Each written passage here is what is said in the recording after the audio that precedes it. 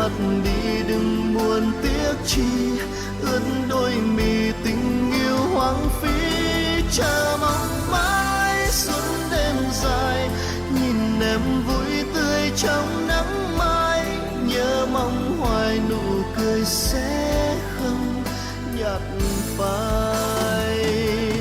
Tình yêu ấy đã bao ngày mình anh ôm mất trong tim này, cho dù em lòng còn vẫn vương, vẫn mong ngày đôi ta chung bước đường xa lắm, bước âm thầm cùng anh đi qua bao tháng năm, đến nơi anh chờ em để luôn gần em.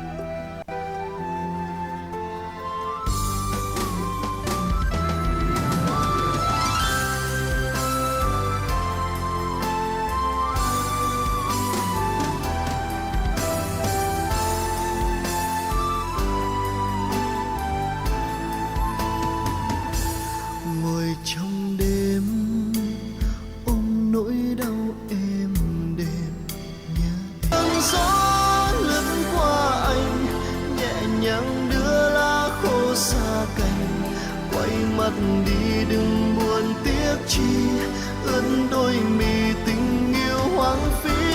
Chờ mong mãi suốt đêm dài, nhìn em vui tươi trong nắng mai, nhớ mong hoài nụ cười sẽ không nhạt phai.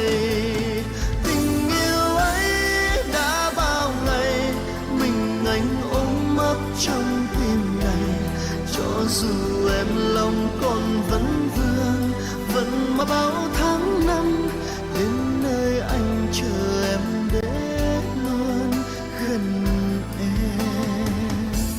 Như cơn gió lướt qua anh nhẹ nhàng đưa lá khô xa cành, quay mặt đi đừng buồn tiếc chi, ướt đôi mi tình yêu hoang phí.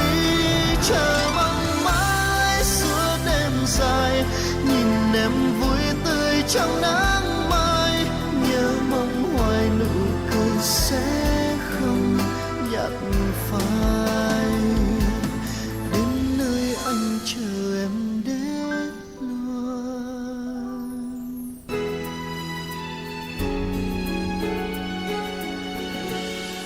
Những lúc khi anh đang buồn chỉ cần trông thấy em, là trong anh như tan đi những muộn phiền. Những lúc trên đường đời anh đi phải gặp những khó khăn, anh sẽ nghĩ về tình yêu của đôi mình. Nhiều lúc anh hay trêu đùa làm trò vui với em, là thật ra anh luôn mong em yên bình, và có những điều gian nan anh phải cố che giấu đi. Giọt nước mắt vì tương lai của đôi mình, hạnh phúc một ngày sẽ đến, anh vững tin vào điều ấy. Vì bên anh rất ấm áp đôi vòng tay này, và nếu như đời giông bão chỉ cần anh được bên em.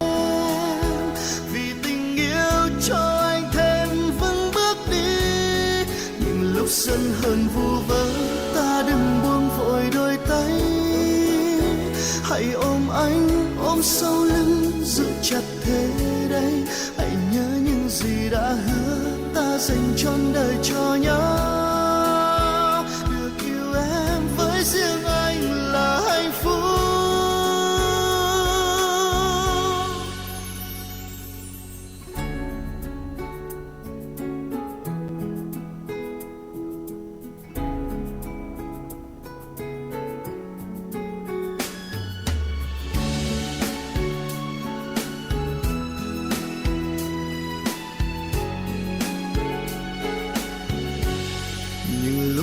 anh đang buồn, chỉ cần trông thấy em là trong anh như tan đi những muộn phiền.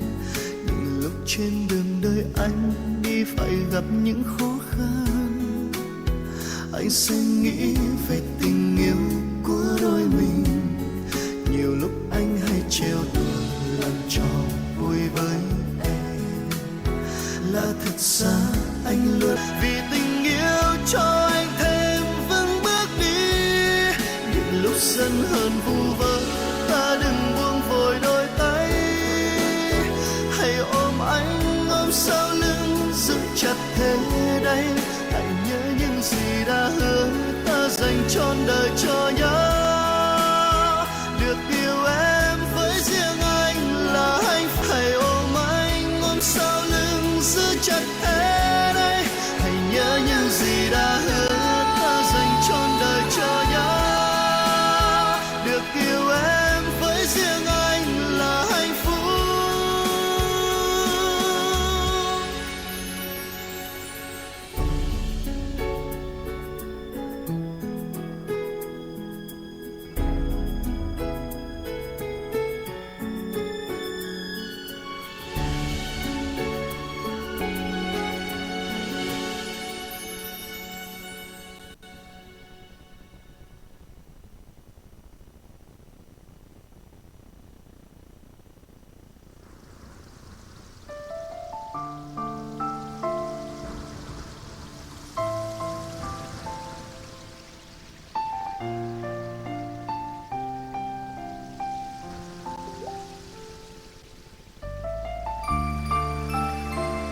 Màn mưa để cuốn trôi hết tiếc thương ngày xưa, để những đau đớn vỡ hòa sẽ cơn mưa nhòa, để tim anh thôi xót xa, để chẳng ai thấy mắt anh lại cay vì những yêu dấu đã không còn đây. Giọt nước mắt ấy để chẳng ai thấy mắt anh lại cay vì những yêu dấu đã không còn đây. Giọt nước mắt ấy chỉ là của cơn mưa qua mà thôi. Vì thế anh cứ đứng trong màn mưa để cuốn trôi hết tiếc thương ngày xưa, để những đau đớn vỡ hòa dưới cơn mưa nhòa, để tim anh thôi xót đầy. Giọt nước mắt ấy chỉ là của cơn mưa qua mà thôi. Giọt nước mắt ấy chỉ là của cơn mưa qua mà thôi.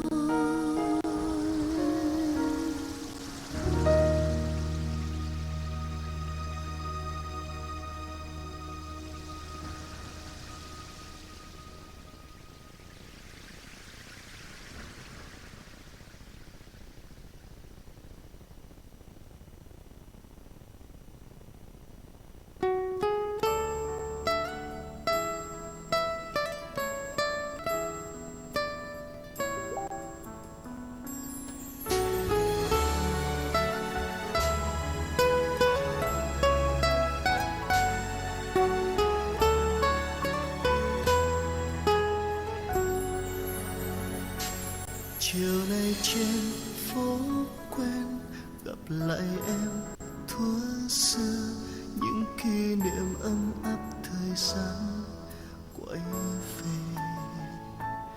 Vẫn là đó người tôi yêu lúc xưa, mắt lặng